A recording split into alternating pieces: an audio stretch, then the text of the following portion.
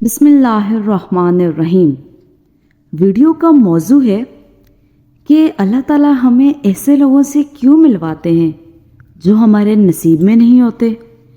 ایسے لوگ آخر ہماری زندگی میں کیوں آتے ہیں جنہیں ہمارا نہیں بننا ہوتا۔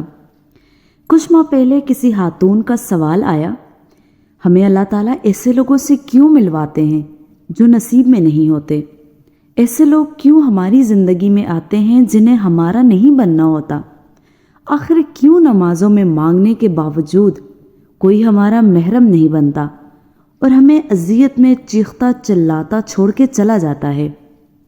تو اس کا جواب اس طرح سے دیا گیا کہ اللہ تعالیٰ نے انسان کے دل کو اپنے گھر سے تشبیہ دی ہے اور انسان کے دل پر اللہ کے نور کی تجلیات پڑتی رہتی ہیں، اور اللہ نے کہا اگر میری تجلیات کسی پہاڑ پر پڑتی تو پہاڑ ریزہ ریزہ ہو جاتے، لیکن میں نے انسان کے دل کو چنا اور پھر اس میں اپنا قرآن اتارا، اور انسان نے اس دل میں مجھے چھوڑ کر دوسروں کو بسا لیا، اس لیے اللہ انسان اور اس کے دل کے درمیان حائل ہو جاتا ہے۔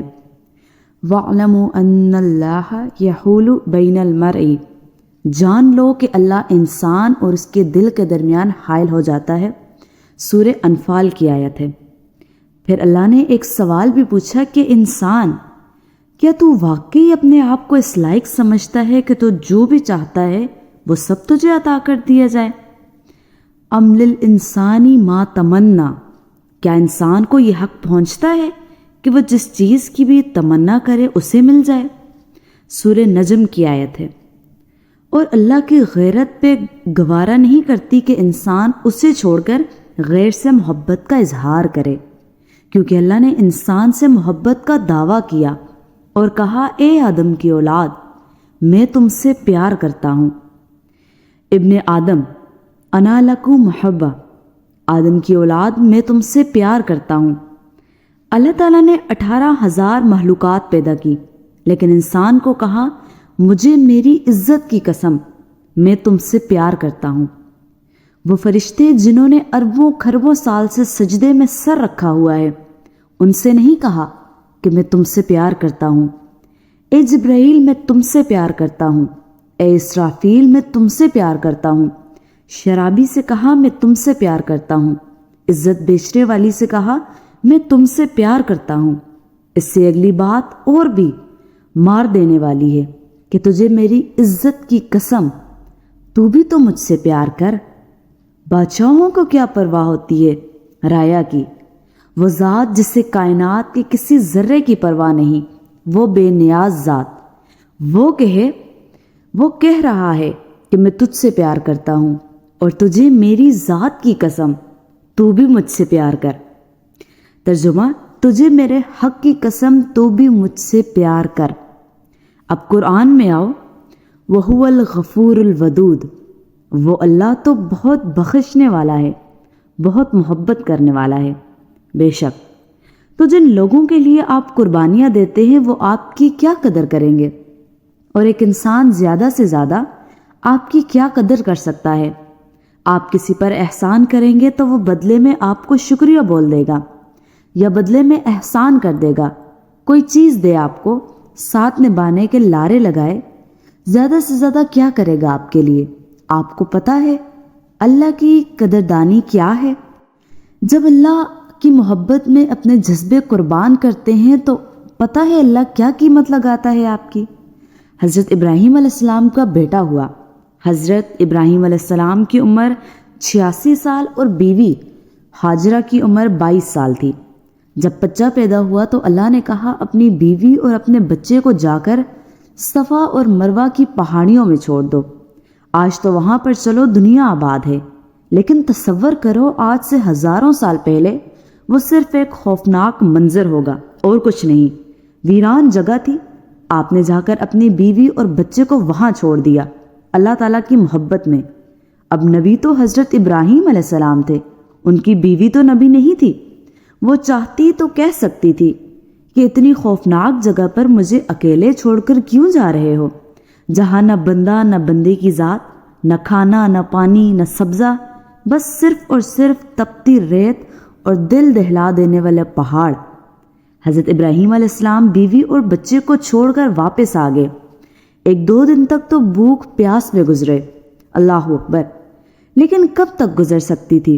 بچے کو پیاس لگی، پانی تھا نہیں، تو حضرت ہاجرہ ان پہاڑوں پر بھاگی کہ شاید کہیں سے پانی کی ایک بوند مل جائے اور میں اپنے بچے کو پلا دوں۔ کبھی وہ صفا کے پہاڑوں پر بھاگتی، کبھی وہ مروہ کے پہاڑوں پر بھاگتی۔ بچے نے جب زمین پر اینڑیاں رگڑی تو پانی نکل پڑا، جسے آج ہم آب زمزم کہتے ہیں۔ اور پتہ ہے اللہ تعالیٰ نے حضرت ہاجرہ کے جذبے کی کیا قیمت لگائی؟ اللہ کی قربانی یہی ہے۔ اللہ تعالیٰ نے قیمت لگائی، جو بھی حج کرنے جاتا ہے اگر وہ صفا اور مروہ کی پہاڑیوں کے درمیان نہیں بھاگتا تو اللہ اس کا حج قبول نہیں کرتا۔ اللہ اکبر!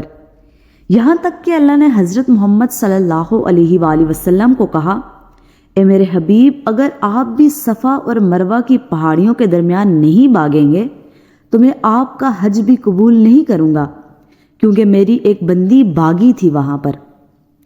ترجمہ: صفا اور مروہ کی صحیح واجب ہے کہ یہ اللہ تعالیٰ کی نشانیوں میں سے ہیں۔